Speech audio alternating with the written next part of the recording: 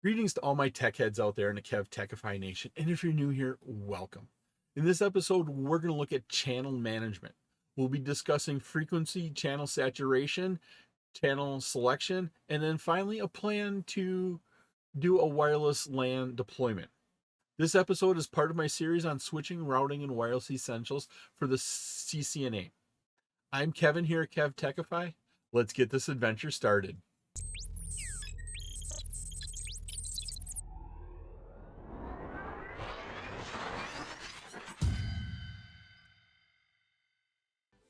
When we talk about wireless, we have to pay attention to the frequencies that they're using.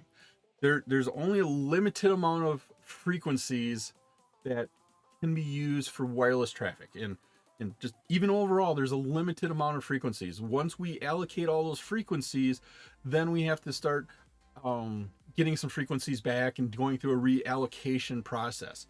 And it's just like on your car radio.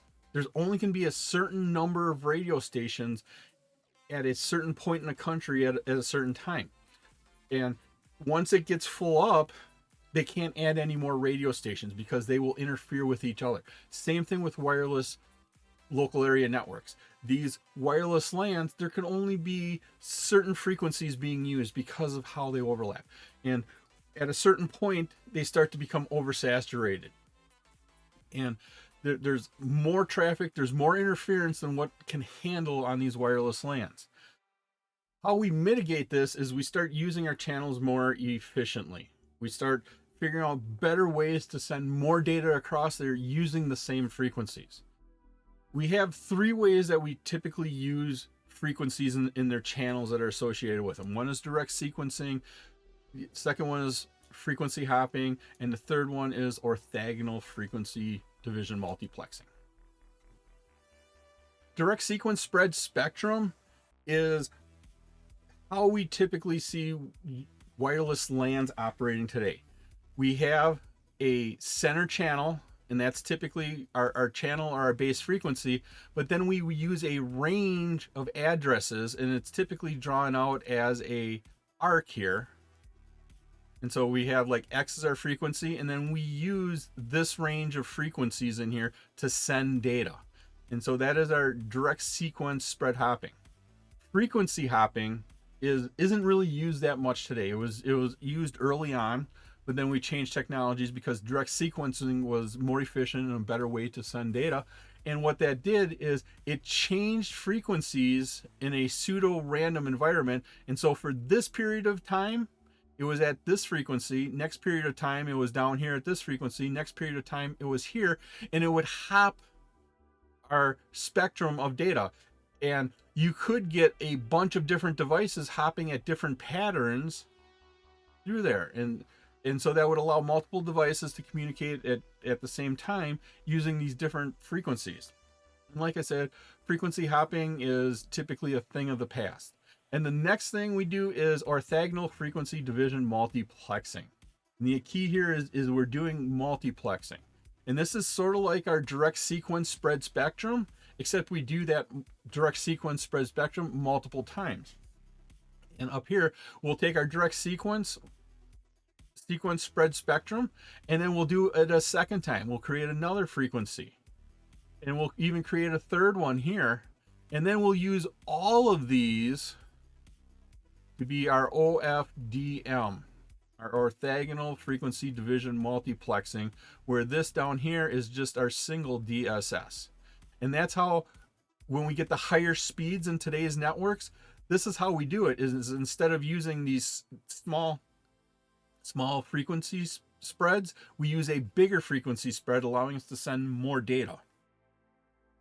When we look at our frequencies, oftentimes instead of remembering the exact 2.435 gigahertz frequencies, we assign them numbers. It's just easier to remember. It's just like looking at an IP address, right? It's 32 bits of ones and zeros, but instead of that, remembering that 32 bits of ones and zeros, we divide it up into octets, and we change those octets into decimal numbers, and then we can remember that address, 192.168.1.10, a lot easier.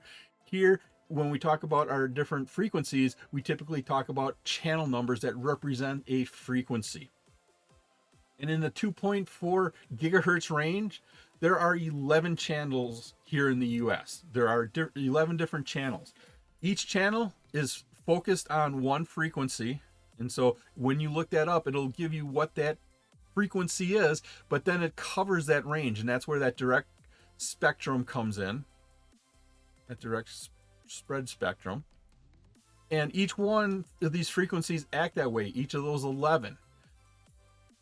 But when you look at that, channel 1 and channel 2, they have a lot of overlap. They're going to interfere with each other. So if you have a device running on channel 1 and another device running on channel 2, they're going to interfere with each other. It's not going to work. And when you look at all 11 channels together, there are only 3 channels that really operate independently that don't interfere with each other. Channel 1 you start with, then the next channel starts here. This is the direct sequence spread spectrum.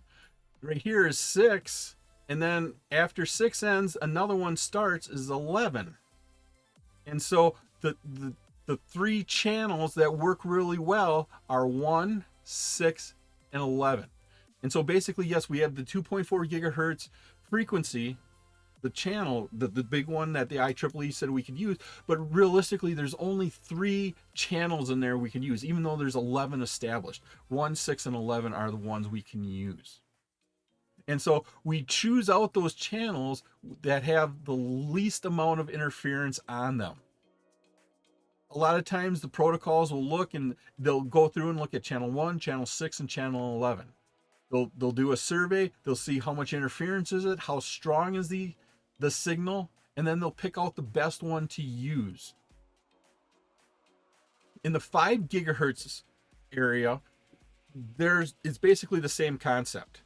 Though they divide the channels up in a little bit different ways to do it.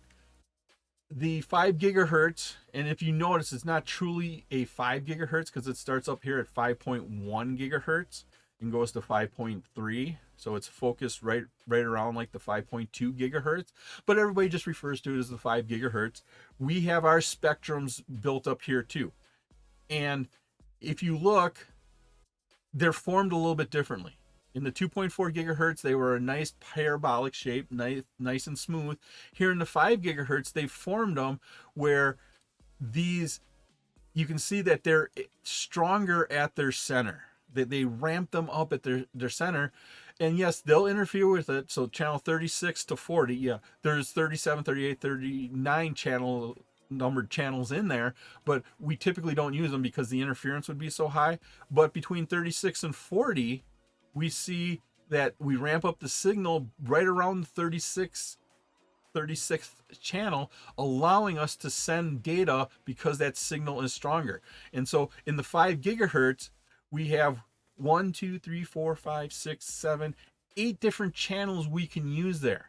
And we have 8 different channels. That means there's 8 different paths that data can be sent. And that's where some of the newer technologies, they take advantage of using multiple of that. Some of them use 4, some of the newer ones will actually use all 8. And remember, that new standard, 802.11ax, can support up to 8 channels. Or sorry, up to 8 antennas. Each antenna is tuned to one of those frequencies. And that's where they get the 8 antennas from, because of those 8 independent channels. Now, when you deploy your wireless network, you need to plan that you do have some good coverage. You need to understand the environment you're going in. You need to understand where the use is going to be. You want to make sure that you have the coverage in the right areas and not necessarily worry about coverage in the lower use areas. In a warehouse, a lot of times. Traditionally, you didn't necessarily need wireless LAN coverage in there. But all of a sudden now, with our new enterprise resource planning packages and how these picking and sorting systems work to tell the workers how to pick stuff out, they need constant wireless connectivity. And so all of a sudden, a place like a warehouse that didn't need wireless before now needs it drastically. And so wireless LAN planning is always changing. You're always going to lay out some stuff. And so you got to take a look at the layout of your company and see, where do we have higher densities of people? Where can we position these access points so that they're not overlapping. And now if you remember back to, we have limited amount of channels. We have to plan so that those channels don't interfere with each other where you put those access points. Now, sometimes it's a wireless, or sometimes it's a manual process to plan out where your access points go. But in the case of wireless or Cisco's wireless, they have some tools available for you to help plan this out. You can say, okay, here's the layout. This is the density of the areas, and they will tell you where to put that. Now, depending upon how you do it and what tools you use, there may be a fee associated with it. But planning this out, you need to do this ahead of time. You need to think about that. You need to think about what types of walls do I have? Do I have a wooden 2x4 wall? Do I have a wooden or a metal 2x4 wall? Do I have brick walls? Those radio frequencies will go through those walls differently, and you have to plan accordingly. Do I want my radios or my radio frequencies to bleed out of my building? Well, if I go right outside my building as a sidewalk and it's a public sidewalk, that means somebody can stand there with a wireless device and try to get into my network. If I'm out in the country and nobody's around me, maybe it's okay that that signal bleeds out a little bit. Maybe you want it to bleed out into the employee picnic area so that they can have coverage out there. And you have to take this all into consideration. It was my pleasure to provide you with this wonderful episode on channel management. If you like this episode and you got value out of it, and depending upon the platform you're using, please click that like button, give a 5-star rating, leave a comment. This all helps me bring you more great content. Please take a minute to subscribe to my channel. All of my socials and contact information are on my website, KevTechify.com. There you can find out how to get all these episodes in video and podcast form. In the upper right is my playlist for my series on switching, routing, and wireless essentials. In the bottom right is one of my favorite videos that I linked just for you. Thank you so much for watching this episode of my series on switching, routing, and wireless essentials for the CCNA. Once again, I'm Kevin. This is KevTechify. I'll see you next time for another great adventure.